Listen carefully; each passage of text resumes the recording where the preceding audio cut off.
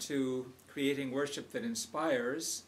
And this is our first week and our first presentation. The topic this week is the purposes of Love and Life worship.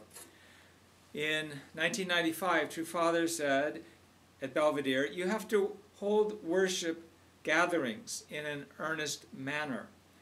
As the last days approach, you must gather more often and with more devotion to worship service. What is worship? Worship is give and take with God that engages the mind and body. Scholar Rodney Stark explained it this way, that religion leads to methods or procedures for exchanging with the supernatural. So worship is a place where we exchange with the supernatural. We have give and take with God. Why do we need religion in our lives? Reverend Moon, in the Way of Tradition, said, without going through the path of religion, there's no way to reconcile the mind and body, and no hope that someday you will even get close to God. We can say that religion is an absolute necessity until the contradiction within is completely liquidated and we are united with God in our original common purpose. So the purpose of religion is to bring unity with God, engaging both our mind and our body. In today's Christian worship, contemporary worship, there's a tremendous understanding and emphasis on engaging the body, the physical senses, as well as the mind. Today's worshipers, according to Greg Shear, long for worship that engages them emotionally. No longer is Jesus a distant God whom one goes to church to listen, hear about. He is a personal God who one goes to church to talk to. And Father said, when you feel good and you talk to Jesus or you talk to God together in community with others. And Father said, when you feel good and extend that to God, then God will feel good too. And when you feel good and extend it to other people, they will likewise feel good. And this is the true religious life. So who initiates worship? We initiate worship. Worship is the object partner's love-motivated response of their entire self to God. In the divine principle, it says that God and human beings have a relationship of love and beauty. And God is a subject partner giving love, we're the object partner returning beauty. But it also says that the object partner can take the subject position. In worship, we are actually taking the subject position. Worship is done in light of the recognition that we've already received everything from God, and that we are responding to God. Worship is our act of responding to God's giving to us by giving back to Him. And when we give back to Him in worship, it makes a condition for the exchange to take place, and He gives more back to us. That's when we inherit the true love of God. In 1 Peter 2:5, Peter said that in worship we are offering spiritual sacrifices to God.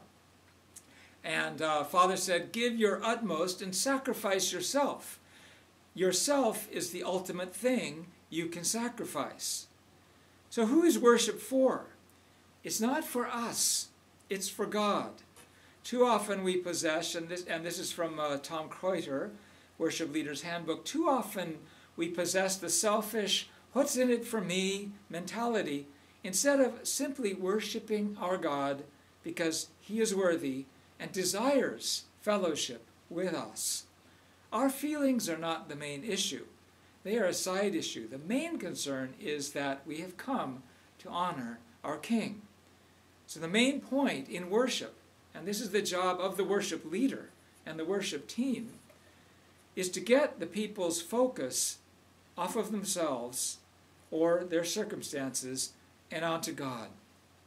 So who leads worship in your local church? Not the preacher, but the worship leader. You are offering your God as yourself to God. As a worship leader, you are offering yourself to God, and you are leading the congregation to do the same. People today may differ about worship, what style, etc., but one thing that's true is that worship is a subject of great concern and passion and interest in the part of the Christian community and our community too. Today there's increased dialogue about worship, and Christians are more passionate and engaged in the total worship experience. Worship used to be led by the pastor and the organist. Today, worship leaders often shape everything but the sermon. So if you look at a biblical description, so what we're saying is that what the worship team does, what we do in our local settings, surrounding and creating the foundation for the word to be given in the sermon, this is really the totality of worship, the entire experience, not just the sermon, the entire experience. And worship, if we look at the Bible, we can see that in descriptions of heaven, they don't feature preaching or teaching. Instead, worship appears to be the most common occurrence in heaven.